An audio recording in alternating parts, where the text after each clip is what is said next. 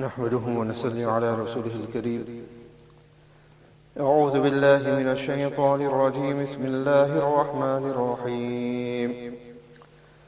يا أيها الذين آمنوا اذكروا نعمة الله عليكم إذ جاءتكم جنود فأرسلنا عليهم ريحا وجنودا لم تروها وكان الله بما تعملون بصيرا.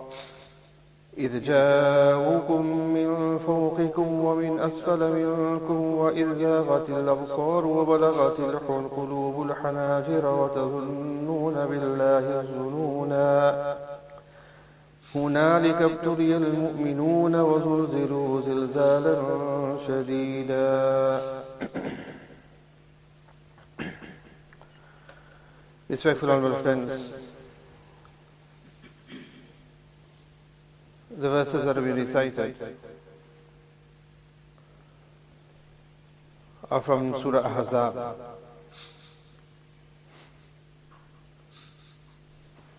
In last week's tafsir,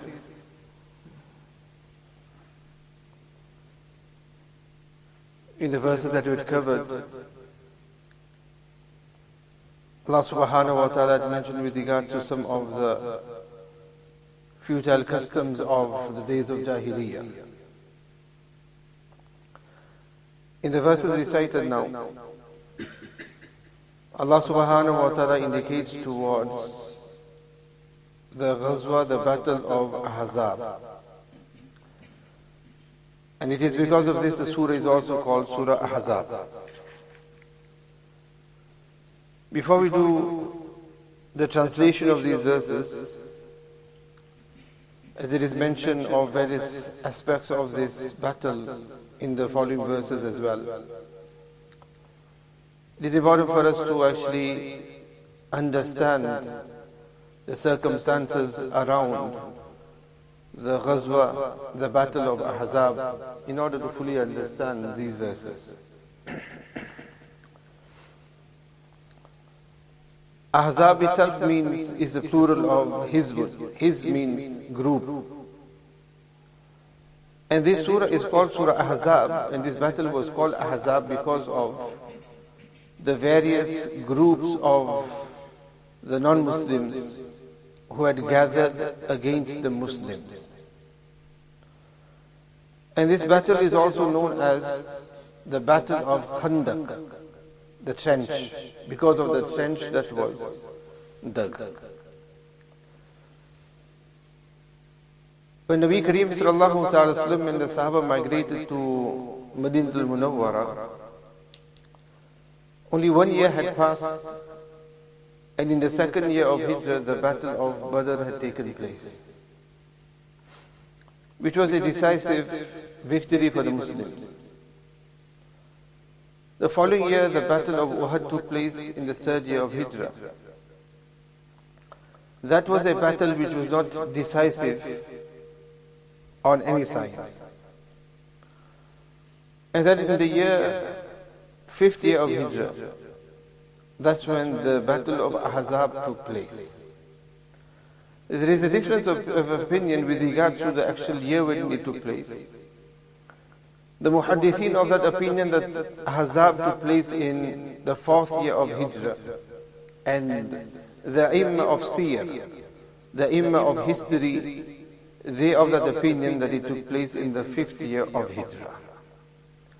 Both have their reasons as to why they mention fifth year and why they mention fourth year. There is no difference of opinion with regards to Badr and with regards to Uhud. There is a different opinion here and a few other battles as well. And the difference of opinion doesn't really matter at all, because it's a historical event that took place. It has nothing to do with our ibadat, hence the difference of opinion doesn't really reflect much. And the difference of opinion comes about because the muhaddithin, the likes of Imam Bukhari rahimahullah, regard it to be the fourth year of Hijrah. As Sayyidina Abdullah ibn Umar radiallahu ta'ala mentions that in Uhud he was 14 years old and he was not allowed to partake in the battle. And then when the Khandaq came, he was 15, and that's when Nabi Kareem allowed and permitted him to join the army. On that basis, regard that if he was 14 in Uhud, then 15 he means that in the fourth year of Hijrah. And those who say that it's 50 of Hijrah is on the basis that on the completion of Uhud, Abu Sufyan, when retreating, he had made a claim that next year we will come back and we'll fight the Muslims and try and make this victory of ours decisive. But the following year, he made an excuse, he didn't have the himmat, he didn't have the courage. He made the excuse of drought in Makkah al-Mukarramah, and he didn't proceed. That year he went the following year, which makes it 2 years. So that makes it the 5th year of Hijrah. How the Battle of Ahzaab took place is, and the Battle of Ahzaab was one of the most difficult battles in the history of Islam. After that was probably Tabuk, but this was the most challenging. How it had commenced was, or those who instigated it, that when the Banu Nazir, when they had broken the pact and treaty with the Muslims, Nabi Kareem sallallahu ta'ala sallam had exiled them and they had to leave Madinah al-Munawwarah. Now they from the onset, from the beginning, had great enmity against Islam as it is. So the leader of the Banu Nazir, Huway bin Akhtab, he along with the leader of the Banu Wa'il, Abu Ammar Wa'ili, them two, and along with Kinana bin Rabi'a, they and a few others from the Yahud, from the Banu Nazir and them from the Yahud, they went to Makkah al-Mukarramah and they met with Abu Sufyan and the leaders of the Quraysh. And they instigated with them that, look, if we want to defeat the Muslims. Now the Yahud were not part of Badr or Uhud, and they realized that, look, the Muslims were victorious in Badr, in Uhud it was undecisive, and that the Muslims are gathering momentum. So we need to break this momentum now. So they met with the leaders of the Quraysh and said to them that if we want to defeat the Muslims and if we want to eradicate this new religion, then the only way is that we all unite and we fight against them. The Quraysh wanted to do the same as well, but they realized that, look, this is the Yahud after all. The Yahud are from the Ahl Kitab, and the Ahl Kitab are similar to the Muslims. And just the way the Muslims are against what we do, idol worshipping, they are also against idol worship. So what guarantee is there that we should be in unison with them? So they raised this with the Banu Qurayza, Banu Nazir, the Yahud, and they asked them, said to them, they tell us, from both religions, the religion of the Muslims and our religion, which is the better of the two? Which is the better of the two? Now the Yahud who supposed to Ahl against idol worshipping, but it just shows how the chameleon changes its color. So what they said is, no, for sure your religion is much better than the Muslims. So the Quraysh felt a bit content with that, but they were not fully content as well, because they realized that after all who we are dealing with. So they said, fine, we'll come on board with you, but on condition that we all go to the Kaaba, to the Baytullah, and we all take an oath there that we will fight together. So they all gathered there, they held on to the walls of the Kaaba, and they all took an oath that as long as we are alive, we will battle against the Muslims. So in this way, a union was formed between the Banu Nazir and the Mushrikeen of Makkah. Then Kinana bin Rabi from them, he went outside Makkah al-Mukarramah to the Banu Ghatfan. The Banu Ghatfan were a large group of Mushrikeen, and they were quite equipped, or they were well trained in battle. Well trained in battle. A major force. Muslims always feared the Ghatfan. So he came to them and he spoke to them that, look, we need to, the Mushrikeen, the Quraysh, they have joined us. We need you too as well. If we all join together, then we have a chance of crushing the Muslims. The Ghatfan were not so prepared initially. So the Banu Qurayza then enticed them by saying that, look, each year, whatever dates we produce in Madinah al-Munawwarah, then half of that we will give you. Half of that we'll give you. U'ayna bin Hisn, the leader of the Banu Ghatfan, he then accepted this and he joined with this union now. So here on this side from Makkah al-Mukarramah, the mushrikeen, and under the leadership of Abu Sufyan, they were 4,000 in number. They had 300 horses and they had 1,000 camels with them, well equipped. They left Makkah al-Mukarramah and they came to Marra Zahran, and when they came there, that's when the Ghatfan had joined with them. And it wasn't just the Ghatfan. Seeing that this union between the Quraysh and the Ghatfan was there, so the other tribes of the mushrikeen who are around there, they also joined as well. The Qabila Aslam, they joined. Qabila Ashja also joined. Fazara also joined. Banu Murra also joined. Major other tribes around there, they also joined. And because so many tribes joined together, a huge army of 10,000. Some riwayat mention it to be 12,000. So 10,000 and 12,000, this is why it was called Ahzaab. Like it wasn't just one army of the mushrikeen, it was a union of armies. So they all gathered against the Muslims. Now when this army was now marching towards the Muslims, Nabi Kareem sallallahu ta'ala sallam became aware of this plan of theirs. And that's when Nabi Kareem sallallahu ta'ala sallam prepared the Muslims. The Muslim army at that time of the Sahaba radiallahu ta'ala was only 3,000. 3,000 and not much at all, only 36 or so horses. There were 3,000. So it was a case of 3,000 against the might of 10,000. Now when it came to numbers, there was no comparison here at all, there was no competition here whatsoever. So how would they be able to battle with such a force?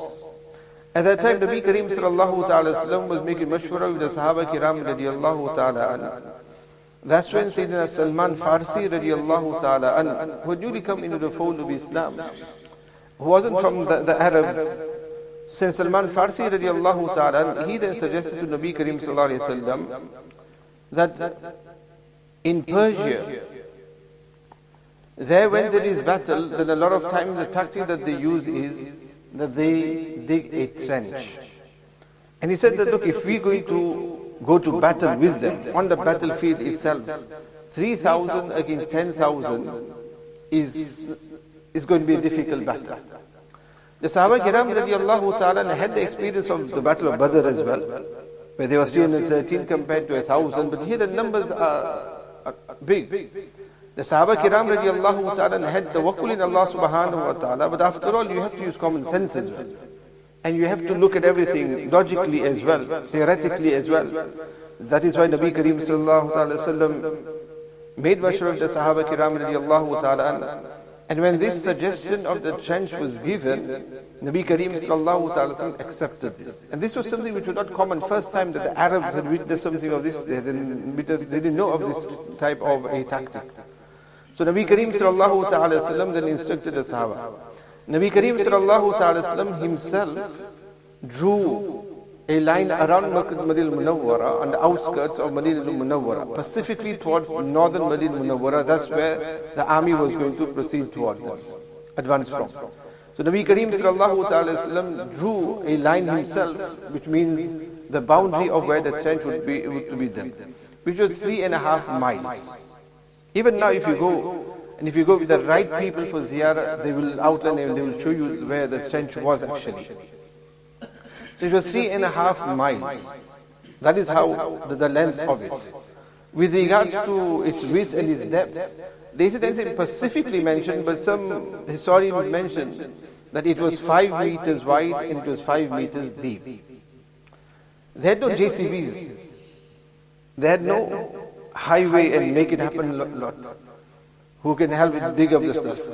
None of this at that time. So Nabi Kareem sallallahu ta'ala sallam then made groups among the Sahaba Kiram radiallahu ta'ala. So there were batches of 10 Sahaba, 10 Sahaba, 10 Sahaba. And they were given around sort of 10 meters that they would need to then each day dig up 10 meters or so. So they were allocated an amount that they needed to dig up.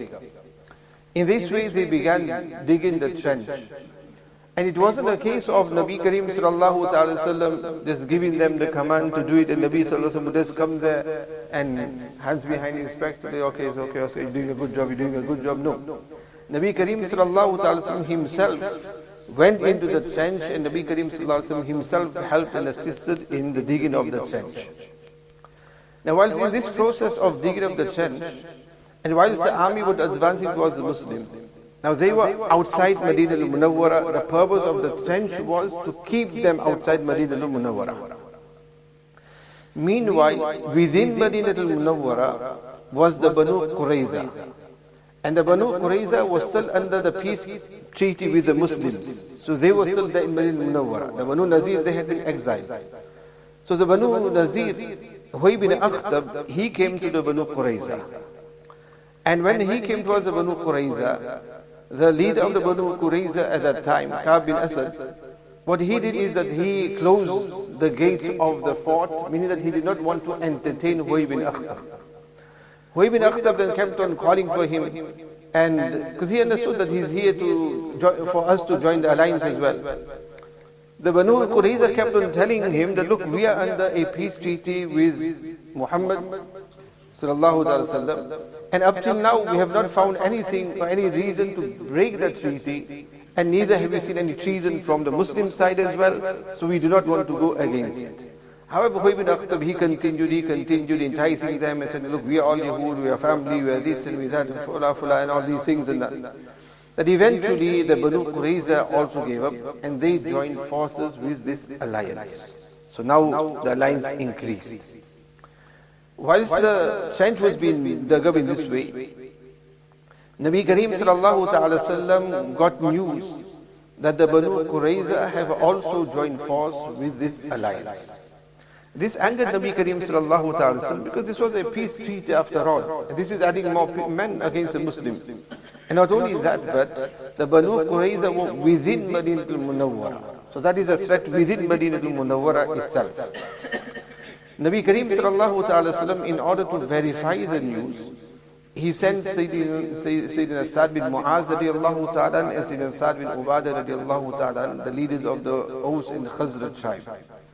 He sent them both that you go and find out and speak to the Banu Qurayza and find out what the matter is.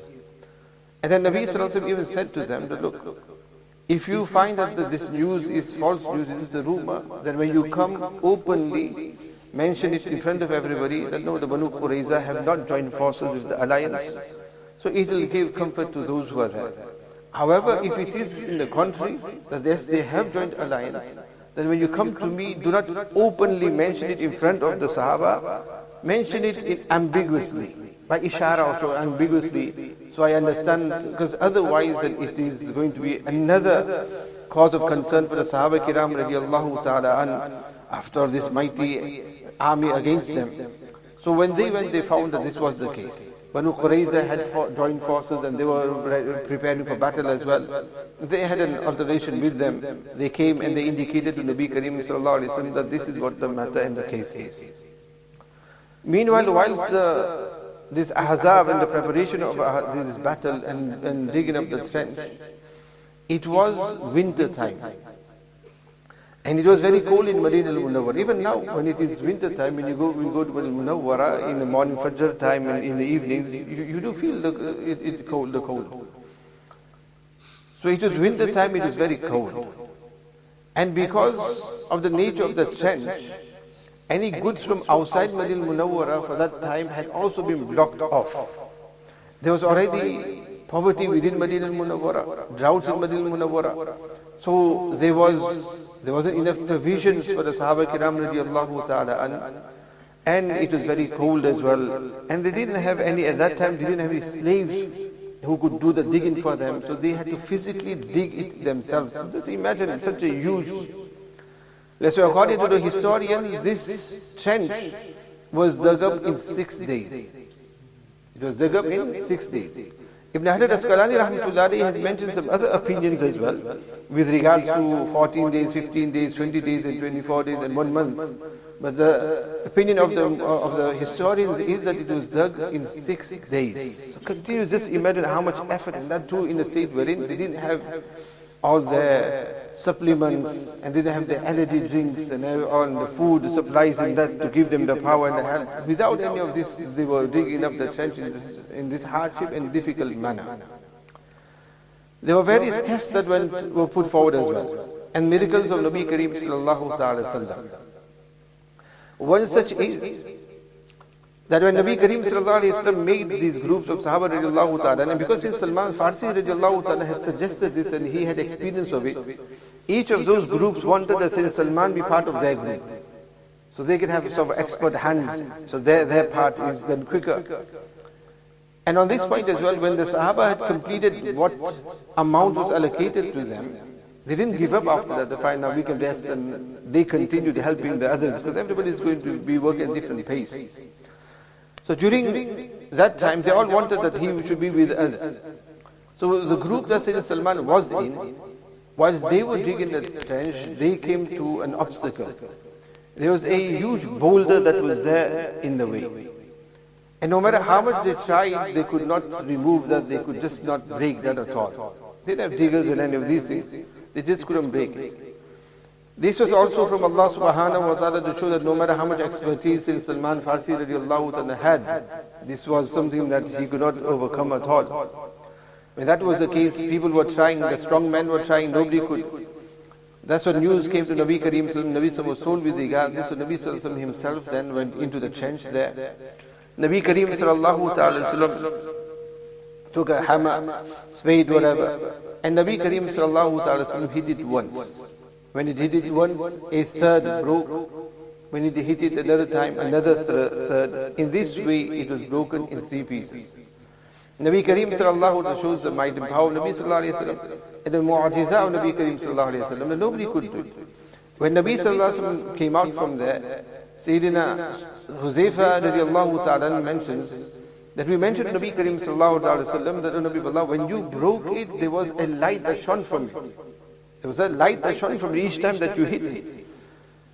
And Nabi sallallahu alayhi wa sallam, he said, وَتَمَّتْ كَلِمَةُ رَبِّي لَا مُبَدِّلَ الْكَلِمَاتِ, each time that he hit it. Nabi Kareem sallallahu alayhi wa sallam said to Sahaba, did you also witness it? They said, yes, we witnessed that there was a spark that came out, a light that emitted from it each time that you hit it. Nabi Kareem sallallahu alayhi wa sallam said, yes. When I hit it for the first time, Allah subhanahu wa ta'ala showed me the keys of Kisra. Of Kisra. When I hit it for the second time, Allah subhanahu wa ta'ala showed me the keys of Yemen.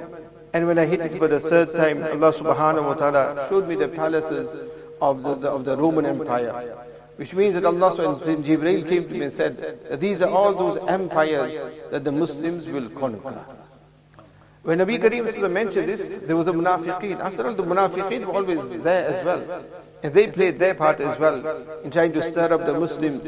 And then when the Banu Qurayza joined forces, there were many of the munafiqeen who made excuses and they left the army as well. So that 3,000 was reduced as well.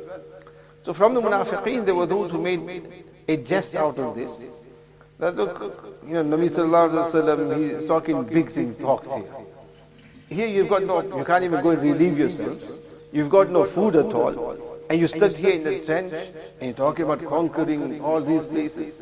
So they started stirring this up, which Allah Ta'ala mentions in the verses later on. Now whilst Nabi Kareem sallallahu alayhi wa sallam had entered the trench, and when he came out, saying Jabir bin Abdullah radiallahu ta'ala says, I saw Nabi Kareem sallallahu alayhi wa sallam, and I just couldn't hold myself. That the hunger that the Sahaba Kiram radiallahu ta'ala were experiencing was such that they could hardly keep their back straight. And due to this hunger and try to keep upright, they had tied stones to themselves. And I looked at Nabi Kareem sallallahu alayhi wa sallam, and Nabi Kareem sallallahu alayhi wa sallam had 2 stones tied to himself. So I could see that hunger in Nabi Kareem sallallahu alayhi wa sallam, and that really touched me. So I asked Nabi Kareem sallallahu alayhi wa sallam permission that can I just return home for a short. He came home. When he came home, he asked his wife that what do we have in the house? Is there any food in the house? What do we have in the house? It wasn't like us that we've got fridge, freezer full, 2, 3 fridge, freezers full, alhamdulillah. These are bounties and ni'mas Allah Ta'ala has given us, alhamdulillah. So they didn't have that, so he asked, what do we have? So she brought a bag of flour, of wheat, and that was 1 sa, 3.5 kilograms. 3.5 kg of wheat that she had, that's all she had. And then Jabir radiallahu ta'ala said that we had a very small lamb as well. So I decided that let me slaughter that lamb and we shall make a meal for Nabi Kareem sallallahu alaihi wasallam. And he said to his wife, I've seen Nabi sallallahu alaihi wasallam very hungry, we need to entertain Nabi Kareem sallallahu alaihi wasallam. His wife said to him that, look, you have seen that all we have is just this amount of atta, only this amount of flour. So when you go to Nabi sallallahu alaihi wasallam, just invite Nabi sallallahu alaihi wasallam and a handful of people, and please, not more than a handful, otherwise, you're going to insult me. Because so many will come.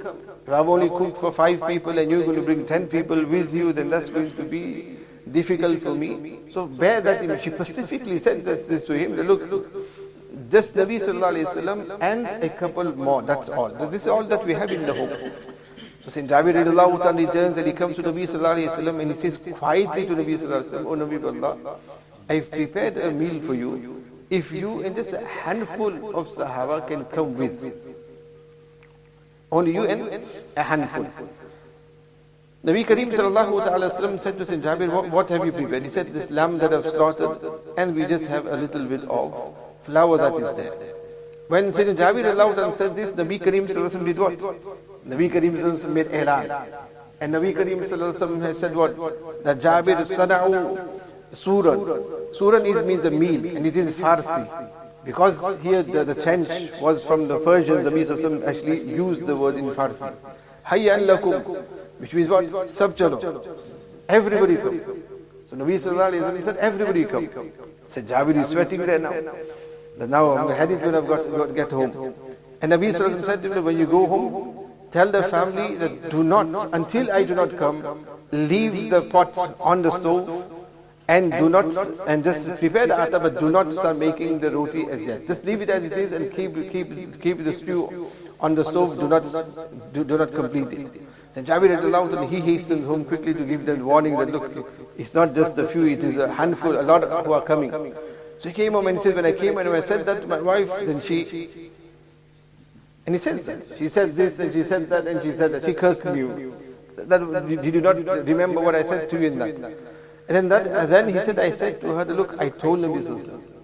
I told Nabi sallallahu alaihi wasallam quietly that this is the case, and Nabi Kareem sallallahu ta'ala wasallam said this to me. When I said that to her, then she said, okay, that is fine then. That is fine then. We have told Nabi what our situation is, and Nabi Kareem sallallahu ta'ala wasallam now telling everybody to come means that Nabi sallallahu alaihi wasallam will take care of the matter. Now we don't have to worry at all. Nabi Kareem sallallahu alaihi wasallam came, and he told the Sahaba radiallahu ta'ala as well that do not barge into his house. Small house, do not barge, come slowly. Nabi Kareem sallallahu alaihi wasallam sat there. He had a look at the stew, the meat that was being brewed there. And Nabi Kareem sallallahu alaihi wasallam placed his saliva in it, made dua. And Nabi Kareem sallallahu alaihi wasallam looked at the flour that was there. And Nabi Kareem sallallahu alaihi wasallam made dua, put his saliva in that flour as well. And he said to the wife of Sayyidina Jabir bin Abdullah radiallahu ta'ala that call somebody else to help you assist with the roti, with the bread.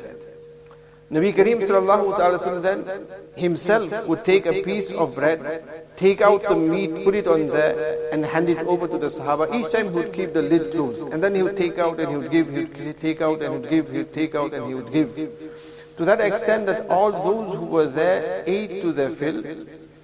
And Sayyidina Jabir radiallahu ta'ala says that by Allah, there were around 1,000 of the Sahaba Kiram radiallahu ta'ala who ate from that pot of meat that Nabi sallallahu alayhi wa sallam was given to everybody.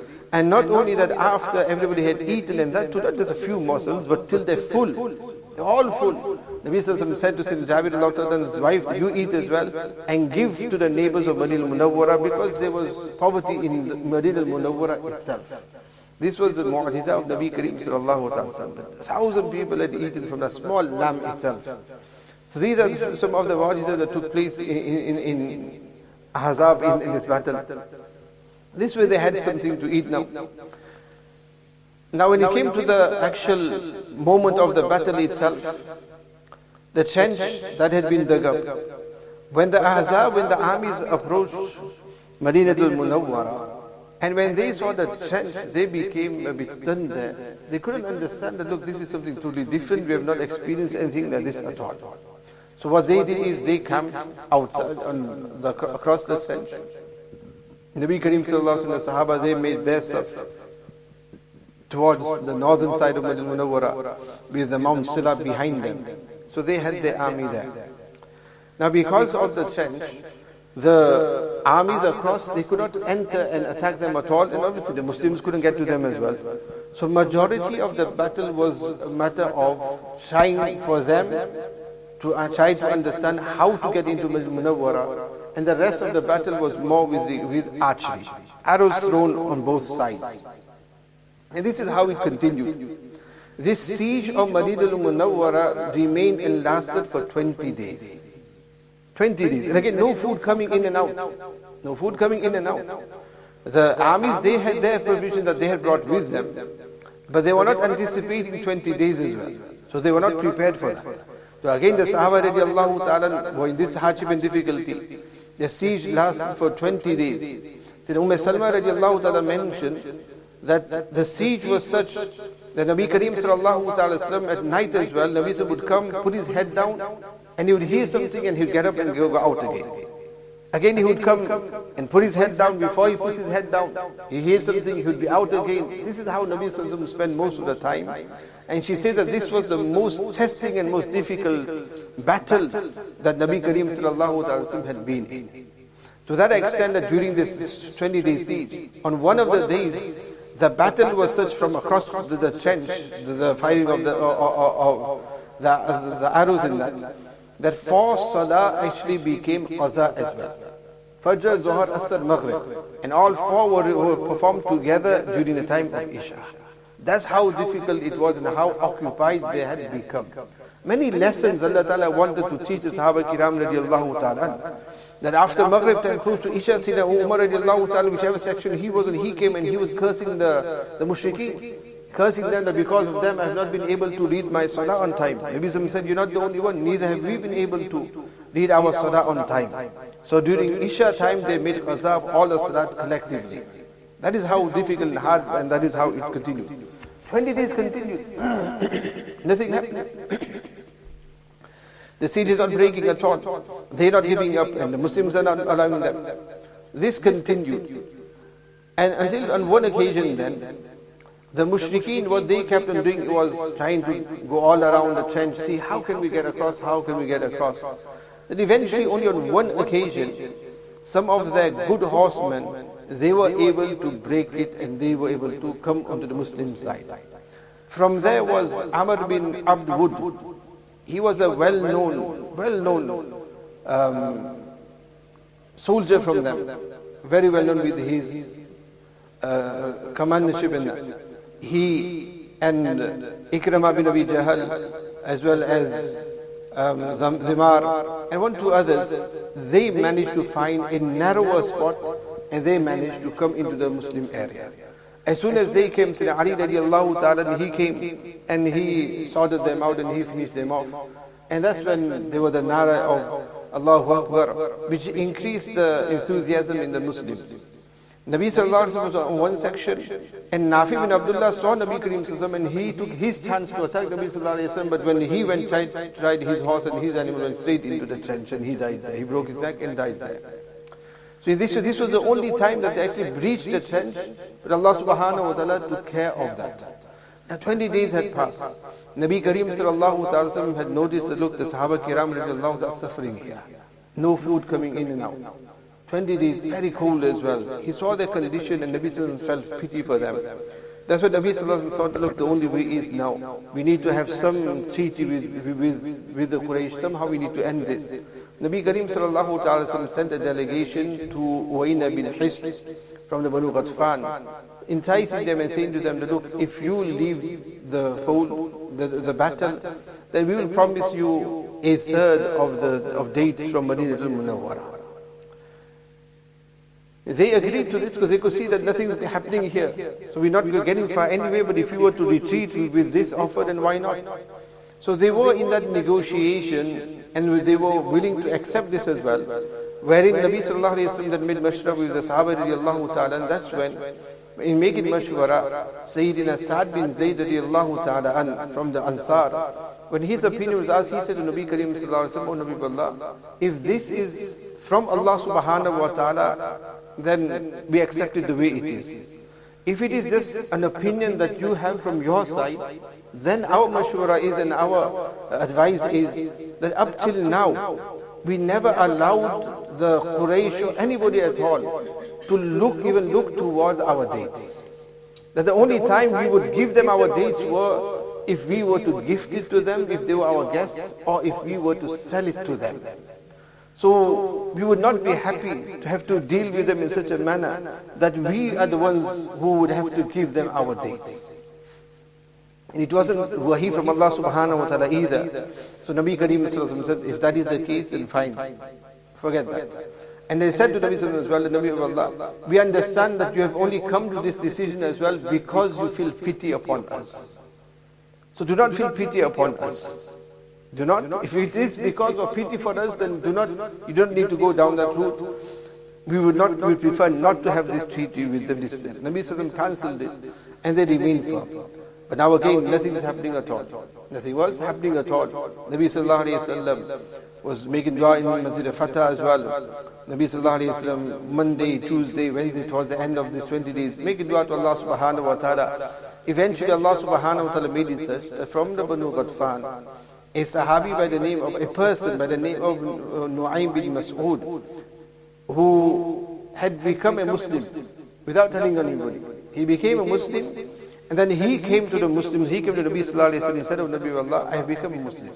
But nobody knows, none of my people know. Oh Nabi, what khidmat can I do? What work can I do?" Nabi sallallahu alaihi wasallam said to him that, "Look, at this moment in time, as a single person, there isn't much that you can do. Just go back where you are and just keep your Islam secret for now." So he said, "Oh Nabi of Allah, you give me permission that I try some tactic, but you give me permission to be able to say what I need to say." Nabi sallallahu alaihi wasallam said, "Fine, you can say what you need to say." So what he did was that he went to the Banu Qurayza. He had ties from beforehand with the Banu Qurayza anyway. He went to the Banu Qurayza. And when he went to the Banu Qurayza, he said to them, "Look, let me tell you something. You had this treaty with the Muslims. You live in Madinah al-Munawwara. If the Ghatfan and if the Quraysh, if they are victorious and they defeat the Muslims, then you have nothing to worry about, that's fine. But just in case, what if they are defeated? And you have broken your treaty with the Muslims, what's going to be of yours? And what guarantee do you have that the mushrikeen of Makkah are going to support you later on, and they're not just going to leave you and desert you? There's no guarantee at all what they might do with you." So they said, "Yes, you've got a point there." So he said, "Look, my opinion is that you demand 10 people, 10 leaders from them to remain with you for security. Which means that until you are not secure, you will not release them. So they cannot run away and leave you, ditch you there, because their men are with you. So you do this for your security, ask and demand that you want 10 people as guaranteed to remain with you." They agreed to this and said, "Yes, this makes sense." Now then what did he do? He went to the Quraysh and he went to the Banu Ghatfan. And he said to them, "Look, I've received news from the Banu Qurayza. And that is that the Banu Qurayza are now regretting that they broke the treaty with Nabi sallallahu alaihi wasallam. So because of that, they have made a deal with Nabi sallallahu alaihi wasallam that they will capture 10 of your men and hand them over to the Muslims. So they are going to make some excuse to try and get 10 men of yours to be with them." Al-jihadu khuda. Jihad is deception. Nabi sallallahu alaihi wasallam allowed him to turn and twist things. So he said this to them. So when Abu Sufyan said, "Look, let us test it out and find out if it's true or not." So he sent Ikrimah ibn Jahl to go to the Banu Qurayza and get an idea of what's happening there. So he went to the Banu Qurayza and he said, "Look, this is what's happening. Look, we need to really now up our effort and we need to get together and we need to do something or the other, something or the other." To which they said, "Yes, fine, we are with you, we are along with you, but we want that 10 people should be given to us for security." So he heard this and this was their plan. So he came now and he told Abu Sufyan that, "Look, this is what they are demanding and this is what they are asking for." Abu Sufyan became angry with this. And he realized that it seems from here that the Banu Qurayza have now left us and they have joined with the Muslims.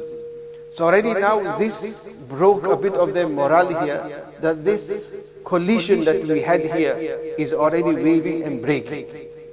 This is the work that Allah subhanahu wa ta'ala had taken from Nuaym bin Masud radiallahu ta'ala. And then in that process, then what had happened is that one of the nights Allah subhanahu wa ta'ala sent heavy gales and thunder. And this was such that it was already very cold. It was very cold for the Arabs, even more, very cold. And the wind blew. The wind blew from the eastern side towards the western. So this easterly wind blew. And when this easterly wind blew, it approached them in such a manner that the tents of the mushrikeen got uprooted. Their pots of food, their food, that was uprooted. All their stuffs were uprooted. Their animals were flown aside as well. And at the same time, their provisions itself had also come to an end. Because 20 days, they were not expecting the siege to be 20 days. So there were lack of provisions as well.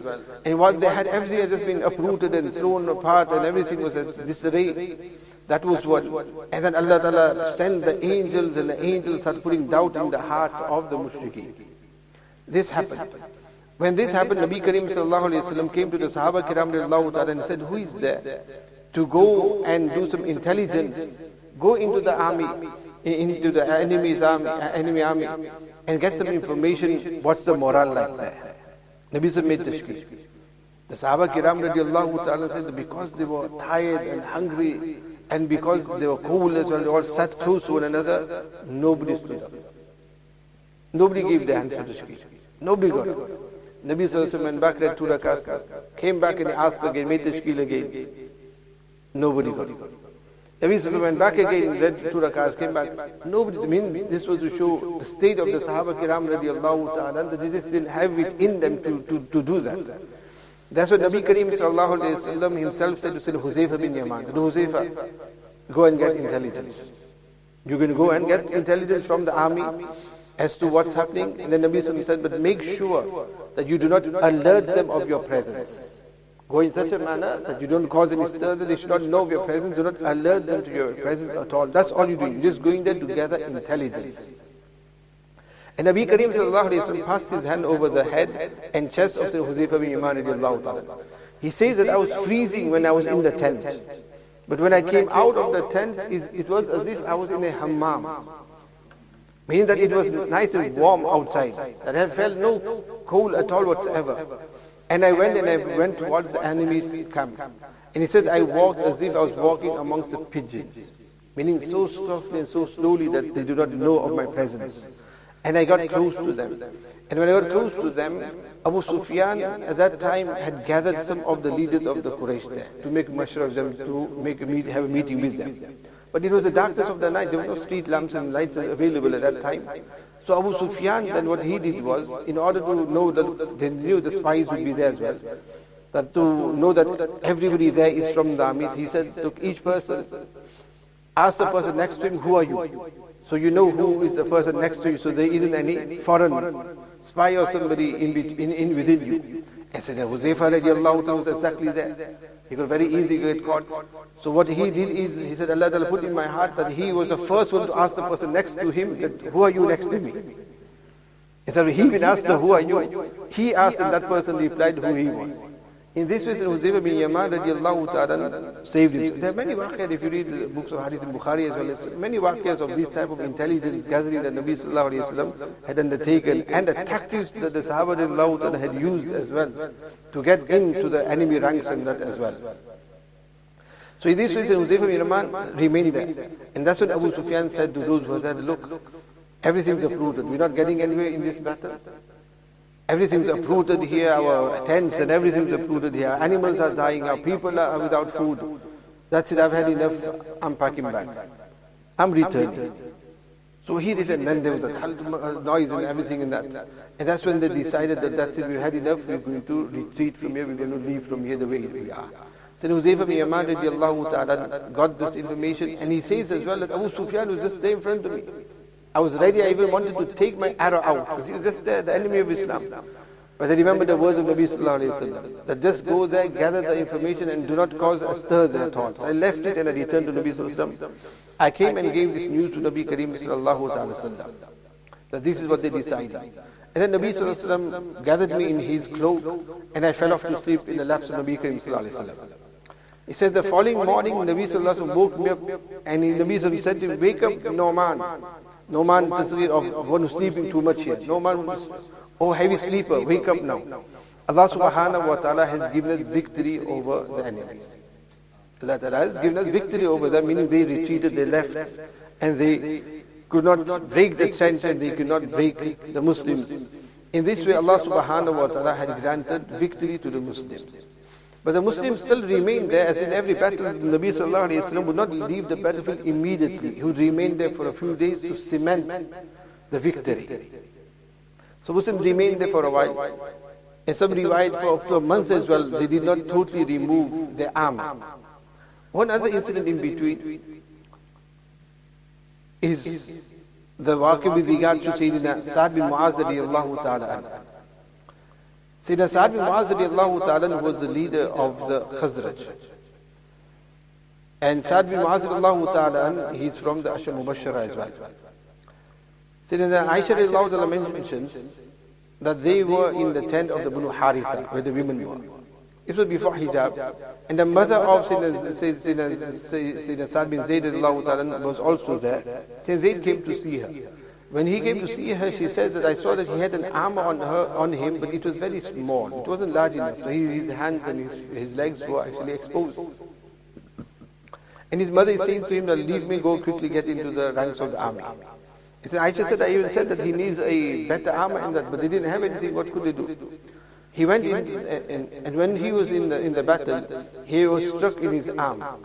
And he was struck in such a way that he was struck actually in one of his veins, due to which blood started pouring out. And in those days, they didn't have first aid that we have now as well, that you could stop bleeding and that you would bleed out. In many battles, you injured in the wrong place, you bleed out. There was nothing to stop it. Sayyidina Zayd radiyallahu, Sa'd bin Zayd radiyallahu ta'ala, Sa'd bin Mu'az radiyallahu ta'ala, he had then a tent that he was put in because he was injured there. He made dua to Allah subhanahu wa ta'ala, and he said, made dua to Allah subhanahu wa ta'ala, if this is the last battle between the Muslims and the Quraysh, then I'm willing to accept shahadat. But if there is going to be more battles, then Allah give me life to continue battling against the Quraysh. And if this is the last battle, then because of knowing that the Banu Qurayza still needs to be dealt with because they broke the treaty, those have escaped, but these are still there in Madinah Munawwara, Allah give me life enough to battle with them and then take me away. Allah subhanahu wa ta'ala accepted this dua of Sayyidina Sa'd bin Zayd radiyallahu ta'ala, Sa'd bin Mu'az radiyallahu ta'ala, that his wound had stopped. It healed a little. And he was the one who made the decision with regards to how to deal with the Banu Qurayza. That inshallah will leave for next week's tafsir.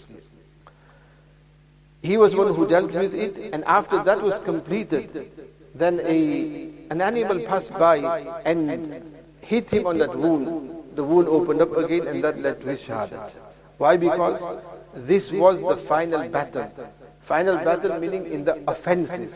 That when the Ahzab, the armies retreated from there, that's what Nabi sallallahu alaihi wasallam mentioned himself, that nahnu naghzuna, that we will battle them next time. And they will not battle towards us at all. Wa nahnu nusiru ilayhim. That in future battles, we are the ones who will attack them now. We will never be in the defensive now. They will not have the courage to attack us anymore. Nahnu naghzuhum. وَلَا يَنْزُونَنَا. They will not have now the courage to form an army against us. After all, there were 10,000 and they could not defeat the Muslims. Nabi sallallahu alaihi wasallam said this, and this is exactly how it became that they did not. The later after that was Khaybar, and after that was Hudaybiyah and the conquest of Makkah. These were all offensive rather than defensive. This is how Allah subhanahu wa ta'ala had given victory to the Muslims in Ahzaab. There are many other aspects of it which I've left out in order not to lengthen it at all. Now we just look at the translation of these three verses that were recited here. Where Allah subhanahu wa ta'ala mentions that, Ya ayyuhalladhina amanu uzkuru ni'matallahi alaykum wa you have iman. Remember the favors of Allah subhanahu wa ta'ala with you. meaning during the battle. إِذْ جَاءَتْكُمْ جُنُودٌ جَاءَتْكُمْ جُنُودٌ, when the armies approached you, because there were junud, an army of so many of the Yahud and the Mushrikeen combined.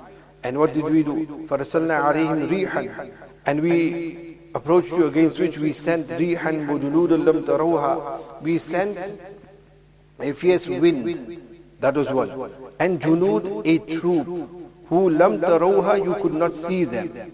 وَكَانَ اللَّهُ بِمَا تَعْمَلُونَ بَصِيرًا, mean troops of angels. And these angels came, and they are the ones who put doubts into the hearts of the army, that they lost morale, in other words. Allah Ta'ala said that you could not see them, and causing fear in the hearts of the enemy. Allah Ta'ala is watchful over what you do. إِذْ جَاءُوكُم مِّن فَوْقِكُمْ, when they came towards you, approach you from above you, وَمِنْ أَسْفَلَ مِنْكُمْ, and beneath you, meaning the Banu Qurayza, meaning from all directions. Above meaning from the north, and Asfal refers was the Banu Qurayza. وَإِذْ ذَاغَتِ, and this was the state of the Sahaba Kiram radiallahu ta'ala. They knew they in battle, but then when they saw that, no, it's not just the Quraysh, it's not just the Banu Nazir, the Qatfan are there, the Fazara and Murara and all the other tribes are there. Allah Ta'ala says, when وَإِذْ ذَاغَتِ الْأَبْصَارِ, and when your eyes were bewildered out of fear, وَبَلَغَتِ الْقُلُوبُ الْحَنَاجِرَ, and when your hearts reached the throats, وَتَظُنُّونَ بِاللَّهِ الظُّنُونَ, and you harbored various thoughts about Allah subhanahu wa ta'ala, mean that you became worried. And you worried here as well, what's happening here? And you became a bit skeptical as well, mean that Iman was tested. Allah Ta'ala put them to such a test. And they started thinking that, will Allah Ta'ala assist us in this case or not, with such a mighty army? And that Allah Ta'ala says, هُنَالِكَ ابْتُلِيَ الْمُؤْمِنُونَ وَزُلْزِلُوا زِلْزَالًا شَدِيدًا. On that occasion, the mu'mineen were put to test to such an extent and violently shaken. وَزُلْزِلُوا زِلْزَالًا شَدِيدًا. They were violently shaken as to, so that it was known who the true believers were and who the munafiqeen were. That was a test. Because those who were the true believers, they did not retreat, they remained there. The munafiqeen made excuses, and they left. But the believers were those who remained there. And what did they say when they saw that army? Hasbunallahu wa ni'mal wakeel. When they saw the army, this is when they said, Hasbunallahu wa ni'mal wakeel. There's nothing else we can do now, but leave it in the hands of Allah subhanahu wa ta'ala. This was the test that came upon the believers, and these are the type of tests that Allah subhanahu wa ta'ala put on the Sahaba Kiram radiallahu ta'ala. But the Sahaba were Sahaba after all. They remained firm in it. There were other aspects within the battle that occurred that Allah Ta'ala indicates towards in the following verses. And then there was also what transpired immediately after this with regards to dealing with the Banu Qurayza. We will mention this in next week's tafsir, Allah Ta'ala wills. Allah Ta'ala grants all the understanding. رَبَّنَا تَقَبَّلْ مِنَّا إِنَّكَ أَنْتَ السَّمِيعُ الْعَلِيمُ وَتُبْ عَلَيْنَا إِنَّكَ أَنْتَ التَّوَّابُ الرَّحِيمُ سُبْحَانَ رَبِّكَ رَبِّ الْعِزَّةِ عَمَّا يَصِفُونَ وَسَلَامٌ عَلَى الْمُرْسَلِينَ وَالْحَمْدُ لِلَّهِ رَبِّ الْعَالَمِينَ.